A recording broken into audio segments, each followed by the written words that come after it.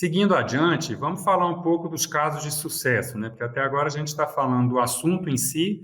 Vamos mostrar para vocês que já existem vários casos, eu vou mostrar alguns para vocês aqui no Brasil e também no mundo, de experiências que estão dando certo, estão dando muito certo. Quando a gente pega um exemplo do Brasil, e aí o trabalho que foi feito foi em cima do uso racional, ou seja, estavam buscando, de fato, eu consigo reduzir aquele miligrama por quilo de peso vivo, eu consigo usar menos princípios ativos. Então, vamos ver aqui, ó. Foi uma granja comercial de 500 matrizes no Espírito Santo, foi um trabalho que foi feito de 2017 até 2019, e esse trabalho está publicado no IPVS de 2019, tá certo? Qual foi o resultado? Vejam aqui que belo exemplo. O número de moléculas de princípio ativos reduziu de 8 em 2017 para 2 em 2019.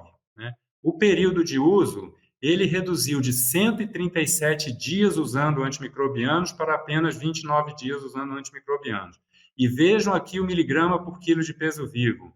Ele era até bem maior do que aquela média nacional brasileira, que era de 358 miligramas, era de 521 miligramas em 2017 e chegou até 30 em 2019. Então, aqui está um belo exemplo de que as coisas são possíveis, a gente consegue sim reduzir o uso de antimicrobianos. E aí, vejam qual que é a conclusão. É possível promover o uso racional de antimicrobiano na suinocultura, mesmo em granjas tradicionais e com desafios que a gente sabe que existem, os desafios sanitários, de problemas de manejo, etc.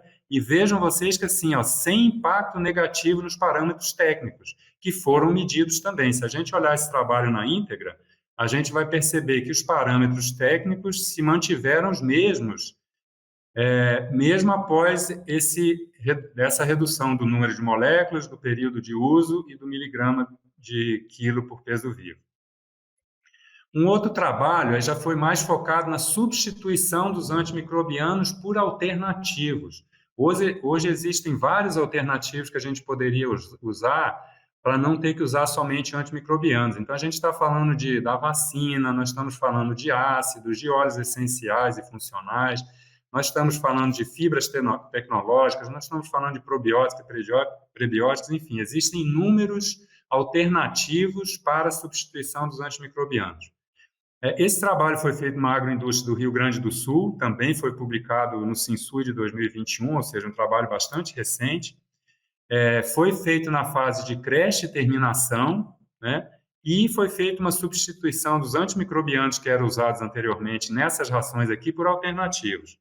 Qual que foi a conclusão? Que essa substituição dos antimicrobianos de maneira profilática na alimentação dos suínos é uma opção para garantir a segurança alimentar e diminuir a geração de resíduos, ou seja, se eu diminuo resíduos, eu aumento a minha segurança alimentar. E, mais uma vez, vejam vocês aqui que sem interferir na eficiência dos animais. Ou seja, eu consigo fazer uso racional de antimicrobianos, eu consigo substituir os antimicrobianos pelos alternativos e eu consigo manter o desempenho dos meus animais. Então, até agora, somente boas notícias. Deixa eu mostrar para vocês um exemplo de um país da Europa, que sempre é vitrine, é cartão de visita, né? E foi um trabalho realizado na Espanha de 2014 até 2019, né? Foi publicado em 2020, e ele fala do consumo de antimicrobianos de uso veterinário na Espanha. O que foi detectado nessa pesquisa aqui? Ó? Que houve uma redução de quase 60% no total de vendas de antimicrobianos de 2014 até 2019. A redução somente de 2018 a 2019 chegou a quase 14%, ou seja, são índices extremamente satisfatórios aí, e mais uma vez um bom exemplo. E aí, vejam que no mesmo período, né, de 2018 a 2019, no caso da saúde humana, essa redução foi só de 5,4%. Ou seja, na área de saúde veterinária, o trabalho foi bem mais eficiente nesse caso, nesse estudo e nesse país, do que no caso da saúde humana. E a gente ainda tem uma outra informação, é que em 2018, que foi o penúltimo ano aqui dessa pesquisa, a média de consumo de antimicrobiano, miligrama por quilo de peso vivo, na Europa era de 107 miligramas, e a Espanha já tinha chegado um pouquinho abaixo de 200 aí, que já era bem menos do que a metade do que ela estava em 2014. Tá ok? Como que eu calculo esse miligrama por quilo de peso vivo? Ou seja, como que eu chego nesses números lá, que é aquele que a OIE apresenta de 172 miligramas por quilo de peso vivo, que é uma média global, aqueles 358 daquele trabalho realizado aqui no Brasil. Existe esse padrão internacional para quantificar o uso. A fonte, mais uma vez, é a Organização Internacional de Saúde Animal, que é a OIE, né? E eu vou fazer o quê? Eu vou pegar miligrama de princípio ativo, que todo princípio ativo que eu uso, injetável, via água ou via ração. E vou dividir pelo quilograma de biomassa animal, que é o quê? É meu estoque de fêmeas em quilograma e os meus abatidos por ano em quilogramas também. E aí eu vou ter aquele resultado, que é um resultado em miligramas de princípio ativo por quilo de peso vivo. Então, é dessa forma que se calcula, isso é padronizado ao longo do globo, ao longo do mundo, né, que a gente calcula o miligrama por quilo de peso vivo do uso de antimicrobianos. Mensagens finais, então, a gente já está caminhando aqui para o fim.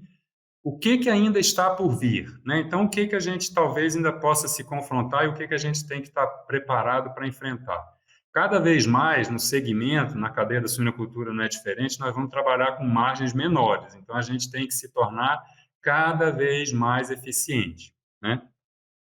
Existe e vai continuar existindo uma pressão global e interna com relação ao bem-estar animal, né, que é o BEA. Aqui no Brasil já existe uma legislação, que é a Instrução Normativa 113, está valendo desde fevereiro do ano passado.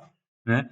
As questões ambientais, existe uma pressão em relação a isso também, a gente tem que cumprir, né, os pré-requisitos da legislação ambiental e a sustentabilidade.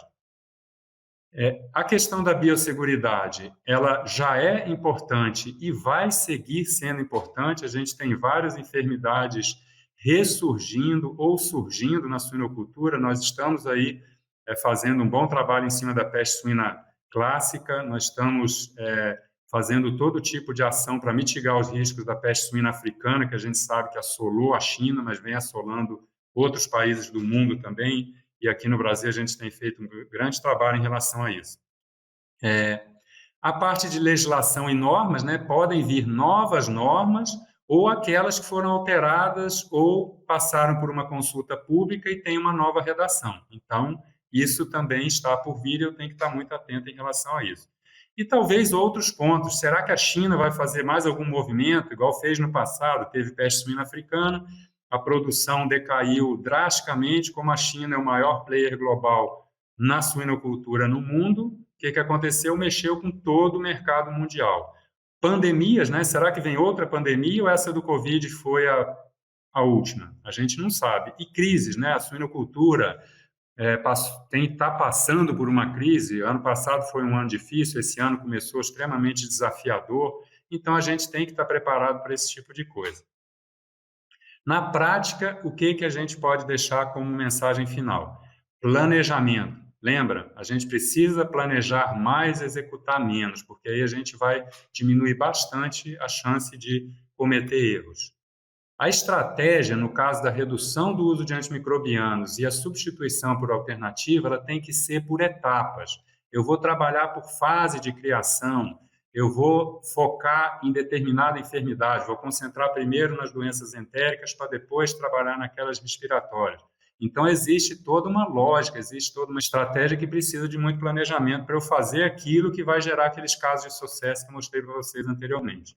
Eu tenho que ter uma visão do todo, porque aí eu vou fazer uma formação de uma base sólida, então eu não posso pensar em apenas uma fase de criação, eu tenho que lembrar que existe uma fase posterior e existe uma fase anterior. Então eu vou ter que trabalhar com todas essas fases aí, sempre enxergando o todo.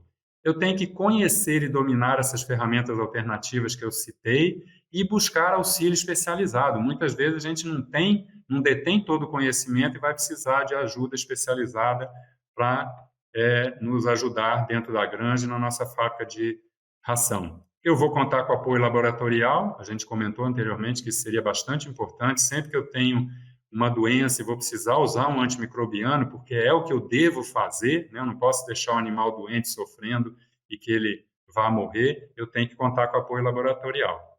E sempre buscar informação de qualidade.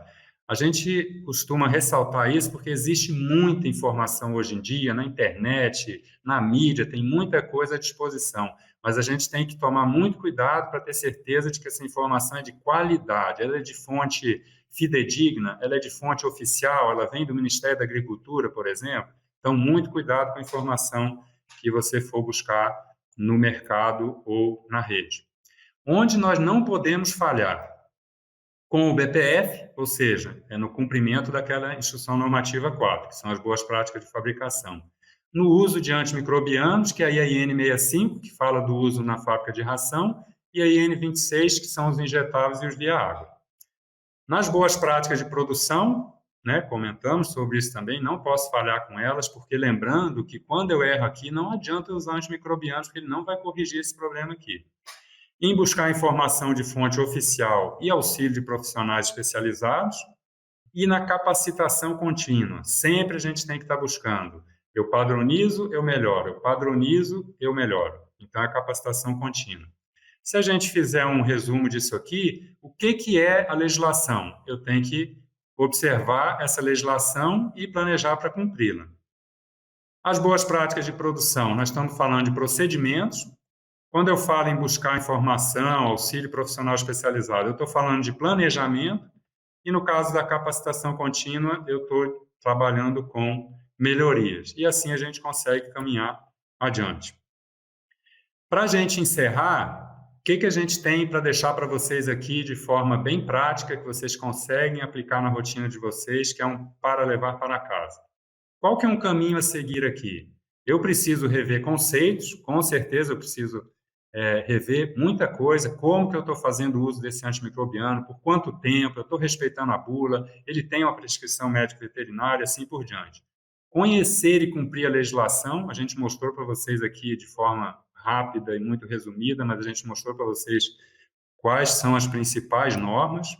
Fazer o uso racional de antimicrobiano, então, é seguir aquela regra dos 5 somente, usar ele de forma inteligente, de forma responsável, de forma prudente, de forma racional. Monitorar, lembra quando a gente falou dos planos, também existia a forma de monitorar se aqueles planos estavam sendo efetivos. Então, tudo que eu fizer, tudo que eu planejei, tudo que eu defini para que eu fizesse, eu tenho que monitorar se aquilo está sendo cumprido, se está sendo eficiente.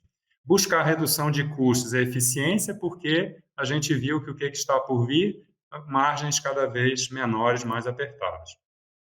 Trabalhar os conceitos de saúde intestinal, porque se eu tenho saúde intestinal, eu tenho saúde do organismo animal como um todo. E de treinamento do sistema imune. A gente sabe que tem vários produtos que estimulam o sistema imune. Se eu tenho um sistema imune bem formado, o animal vai estar bem protegido contra as diversas doenças. E lançar a mão de ferramentas alternativas. E a gente viu que tanto o uso racional de antimicrobianos, quanto o uso de ferramentas alternativas em substituição aos antimicrobianos, nos permite criar suínos mantendo o desempenho zootécnico e a eficiência produtiva. Uma mensagem de encerramento aqui, né, que uma figura extremamente conhecida, seja a mudança que você quer ver no mundo, né, Gandhi, a gente deixa essa mensagem para vocês aí, e com isso a gente encerra. Muito obrigado pela sua atenção.